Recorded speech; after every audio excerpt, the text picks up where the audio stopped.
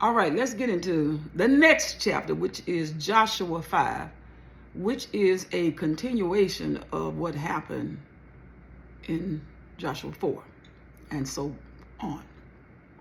Chapter 5.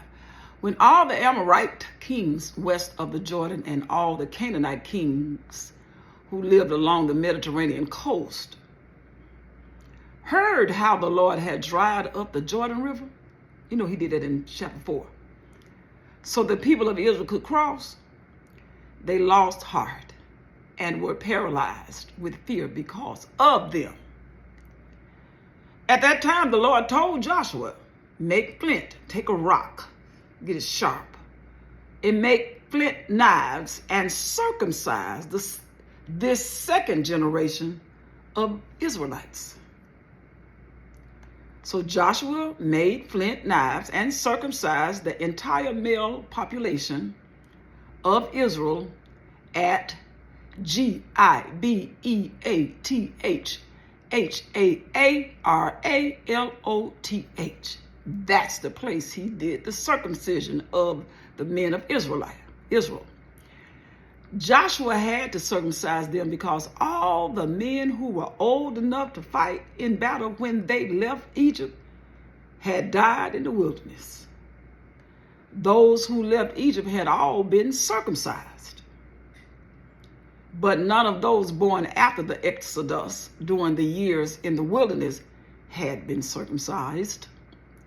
The Israelites had traveled in the wilderness for 40 years until all the men who were old enough to fight in battle when they left Egypt had died. But they had disobeyed the Lord. And the Lord vowed he would not let them enter the land he had sworn to give us. The Lord vowed a land flowing with milk and honey.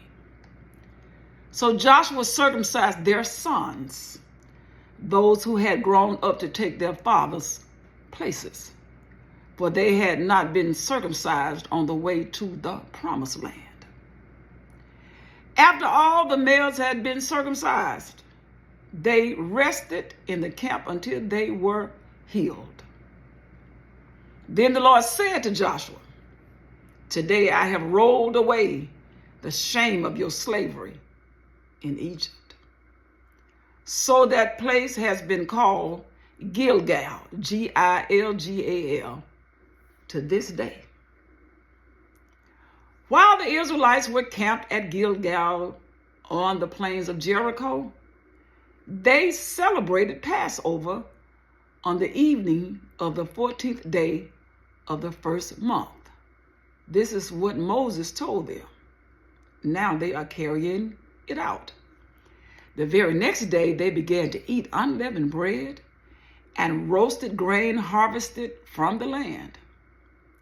No manna appeared on the day they first ate from the crops of the land. The manna was what God sent while they were traveling before they got to the promised land.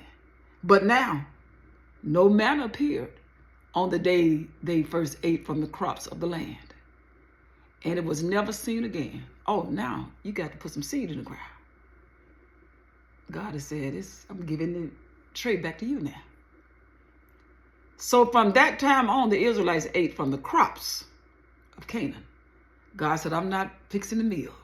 I need you to dig the ground when it's time.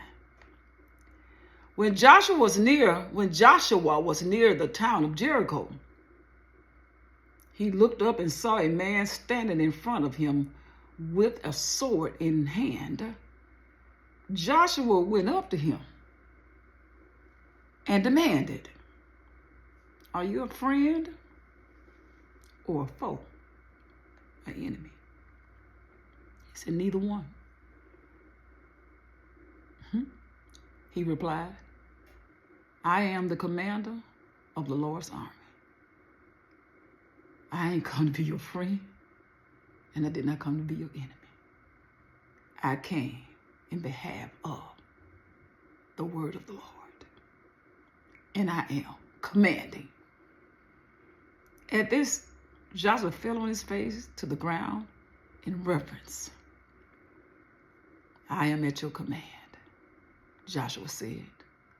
what do you want your servant to do, Lord? The Lord said, it's me. I'm not coming to be friendly, nor am I coming to be your enemy. I came to take charge. Joshua fell down and said, I am your servant. How can I serve you?